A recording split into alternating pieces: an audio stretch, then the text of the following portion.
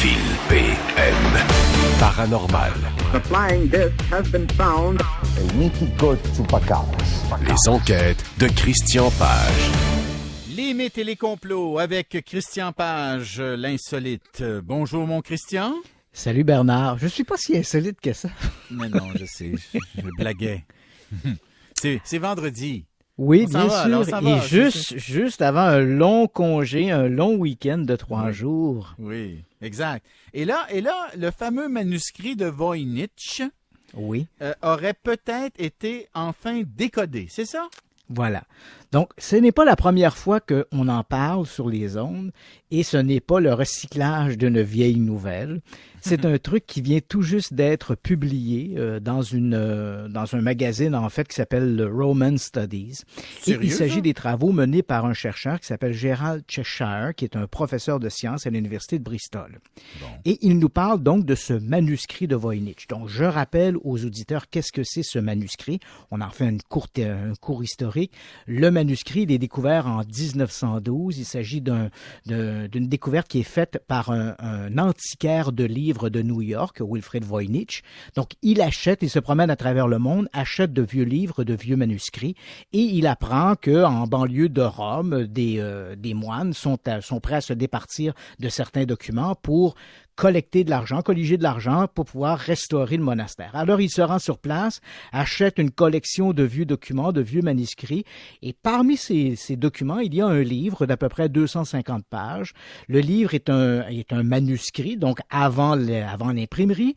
Le papier est un beau papier vélin, la couverture est relativement de luxe, donc c'est un très, très beau manuscrit. Il faut savoir qu'avant l'invention de l'imprimerie, les manuscrits étaient des objets de collection très, très rares. Quand on disait des nobles avaient de grosses bibliothèques, on parle d'une dizaine de livres seulement. Donc, c'est difficile de se rendre compte aujourd'hui avec à quel point le livre est devenu accessible, comment, avant l'imprimerie, c'était vraiment des œuvres d'art. Donc, ce Voynich trouve ce manuscrit, il le consulte, et ce qu'il constate, c'est que le document semble écrit dans une langue qu'il ne connaît pas. La langue ressemble étrangement à de l'arabe, ou peut-être un peu du sanskrit. Alors, il se dit, du sanskrit, l'ancienne écriture que l'on trouvait en Inde. Alors, il ramène le manuscrit à New York, le présente à des spécialistes, et là, c'est un peu la révélation. Ce manuscrit est écrit dans une langue inconnue qui apparemment n'a jamais existé. Il est fait en 4 sections. Dans une première section, on retrouve des plantes. Dans une deuxième section, des espèces de symboles astrologiques. Une troisième section, on voit surtout des femmes dans des bassins avec des tuyaux qui unissent chacun des bassins. Et la 4e partie semble être des recettes avec des racines. On voit des dessins de racines et de graines, mais on est incapable de déchiffrer le texte. Et qui plus est, certaines des plantes ou certaines des graines dessinées n'existent pas. Hein? Alors, elles n'existent pas, elles n'ont jamais existé. Le manuscrit de Voynich devient une espèce d'obsession. À partir du moment où son histoire est révélée, tu comprends que les plus grands spécialistes en code secret, même incluant ceux qui ont réussi à déchiffrer la fameuse machine Enigma durant la Deuxième Guerre mondiale, qui avait été utilisée par les nazis pour coder des messages, tous ces gens-là se sont penchés sur le manuscrit de Voynich et se sont brisés les dents là-dessus. Et on est sûr de son authenticité. Absolument. On est sûr, ça c'est certain, là. Certain. Donc, le manuscrit, il est authentique. On sait également que l'écriture, même si on est incapable de la déchiffrer, on sait qu'elle répond à des règles de grammaire et de syntaxe. Donc, c'est pas n'importe quoi. C'est pas n'importe quoi. Donc, l'auteur a utilisé une grille très spécifique au moment d'écrire le manuscrit de Voynich. À son décès, Voynich va donner le manuscrit à son épouse, qui, elle, va le donner également à son décès. Et éventuellement, pour faire une histoire courte, le manuscrit est aujourd'hui conservé à l'Université de Yale dans la collection des livres et des manuscrits rares. C'est la plus célèbre pièce qui se trouve dans cette collection, le manuscrit de Voynich. Et encore une fois, le manuscrit de Voynich continue, encore aujourd'hui, il continue de faire fantasmer les amateurs de codes secrets.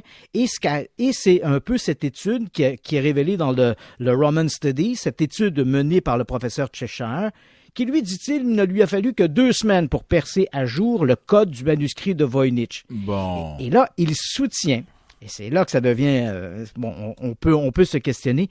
Il soutient que le manuscrit de Voynich, en fait, a été rédigé dans une langue qui s'appelle le proto-roman.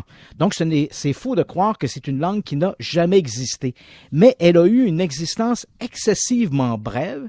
Elle a existé alors que les langues populaires ont passé du latin vers les langues romanes, un peu comme le français, l'espagnol et l'italien. Donc, des langues romanes, qui se sont développées à partir du latin.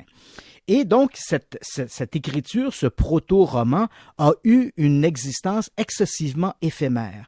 Okay. Et c'est ce que soutient le professeur Cheshire, c'est de dire, le manuscrit a été écrit dans cette langue, et comme on n'a pas d'autres exemples connus, parce que elles ont à peu près toutes disparu, c'est son hypothèse qu'il développe, et là, il a élaboré une espèce de grille en s'appuyant sur des manuscrits écrits à peu près à la même époque, qui eux aussi découlent d'une adaptation de cette écriture romane. La problématique, tu comprendras, Bernard, que pour l'instant, il n'y a pas eu des spécialistes dans l'histoire, des spécialistes d'écriture qui se sont penchés sur cette hypothèse. Il faut savoir que le Roman Studies est une étude sur l'écriture, sur la littérature, mais pas un périodique scientifique. Donc, il faudra attendre que des scientifiques se penchent là-dessus pour voir ce qu'ils en pensent. Mais il faut quand même dire que ce n'est pas la première fois qu'on prétend que le manuscrit de Voynich est décodé. En fait, tous les 2 ou 3 ans, je te dirais qu'on retrouve dans la presse quelqu'un qui affirme avoir décodé le manuscrit de Voynich. Le problème, c'est... Oui. Christian, si effectivement ce qu'il dit est vrai, donc il a réussi à donner un sens à ce qui était écrit. Il n'a pas juste dit « Ah, c'est inspiré du proto-roman et voici maintenant ce que ça dit ». Tu as tout à fait raison, Bernard, et c'est ce que j'allais te dire. Au moment où on se parle, il a réussi, semble-t-il, à déchiffrer une 20aine de mots. Mais dans le passé, des gens ont eu exactement la même prétention que lui, mais malheureusement, ce qui fonctionnait pour les 4 ou 5 premières pages ne fonctionnait plus 2 ou 3 pages plus loin. Donc, il faudra attendre davantage d'informations, voir comment les experts vont réagir à ça. Mais de prétendre qu'on a décodé le manuscrit de Voynich sur la foi d'une quelques mots qui semblent tenir la route, ça me paraît être excessif. C'est peut-être c'est prématuré. C'est très prématuré, oui, absolument. C'est très prématuré. OK, mais à suivre quand même, parce qu'il y a eu des mystères comme ça dans l'histoire qui ont été finalement résolus.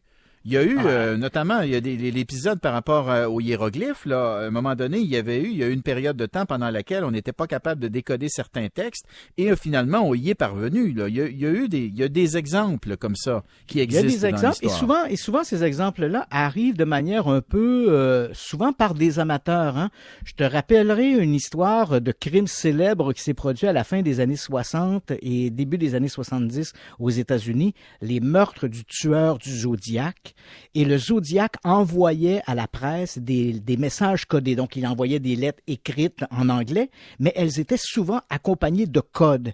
Oui. Et au moment où les codes sont arrivés, tu comprendras que tous les experts du FBI ont planché là-dessus, essayaient de déchiffrer le code utilisé par le tueur du Zodiac. Et finalement, lorsque les codes ont été publiés dans la presse, ce sont 2 amateurs de mots croisés qui ont décodé le code, alors que tous les experts du FBI s'étaient un peu butés là-dessus. Donc, qui sait, peut-être que cette histoire du manuscrit de Voynich viendra par un scientifique, mais qui n'est pas forcément un spécialiste dans la cryptographie. Et attendons, comme tu le dis, c'est à suivre. Absolument. Bon, maintenant, il y a un nouveau rapport là qui vient d'être publié sur les apparitions d'OVNI, c'est ça? Les apparitions d'OVNI au Canada. Sens-tu le scepticisme dans ma voix? Oui, et sens-tu le scepticisme dans ma réponse? En fait, c'est un exercice qui est fait chaque année par un ufologue manitobain qui s'appelle Chris Rutkowski. Je dois te dire que je connais personnellement Chris Rutkowski. Ce n'est pas un illuminé. C'est un type excessivement sérieux qui ne fait pas dans le petit bonhomme vert et extraterrestre, mais qui s'intéresse beaucoup à la question des ovnis. En fait, il est impliqué là-dedans depuis presque 40 ans. Et donc, depuis 1987, il collige l'ensemble des observations d'ovnis rapportées au Canada. Et tu comprendras que c'est un travail collectif. Il ne le fait pas lui-même. Il sollicite l'intervention, la collaboration des groupes d'amateurs à travers travers le Canada pour qu'on lui envoie leur rapport d'observation et lui donc fait cette collecte de données. Il le fait depuis 1987. Donc cette année, c'est la 30e année de la publication de ces rapports. Et évidemment, comme chaque année, il y a de plus en plus de groupes à travers le Canada qui connaissent son initiative et qui envoient des rapports d'observation, ben, tu comprendras que d'année en année, il y a de plus en plus d'observations d'OVNI. Mais c'est vrai que depuis quelques années, on se maintient aux alentours de 1000 observations d'OVNI par année. Donc, pour l'année 2018, on parle de 937 signalements rapportés à travers le Canada. Pourquoi je dis rapportés? Parce que selon les statistiques, il y aurait 10 fois plus de gens qui voient des objets, mais qui ne le rapportent pas. Donc, on n'a seulement que 10% des gens qui rapportent les observations. Donc, 937 observations qui ont été signalées. Et encore une fois, et ça depuis plusieurs années maintenant, c'est le Québec qui tient le haut du pavé. Société distincte. À une société distincte, à nous seuls, on représente 41% des observations rapportées à travers l'ensemble du Canada. Et si on parle lié directement à la consommation de pot, je pense. C'est bien possible, Bernard, c'est possible. On est suivi, et de loin, on est suivi par l'Ontario qui représente 24% des observations d'OVNI. La Colombie-Britannique, elle suit enfin en troisième place avec 13% des observations d'OVNI. Bon. Si on regarde de manière un peu sur les positions régionales, si je puis dire, on a 84 observations qui ont été rapportées uniquement dans la région de Montréal et 29 dans la région de Québec. Okay. Cela étant dit, il faut quand même savoir que les observations d'OVNI, c'est très souvent, pour la grande majorité, des lumières dans le ciel. Oui. Donc, sans objet, sans nature exacte, que des lumières dans le ciel. Dans le ciel ou dans la tête. Et ça se produit, et peut-être faut-il y voir un lien. Le meilleur moment pour observer des OVNI, c'est aux alentours de 21h au mois de juillet. Ben là.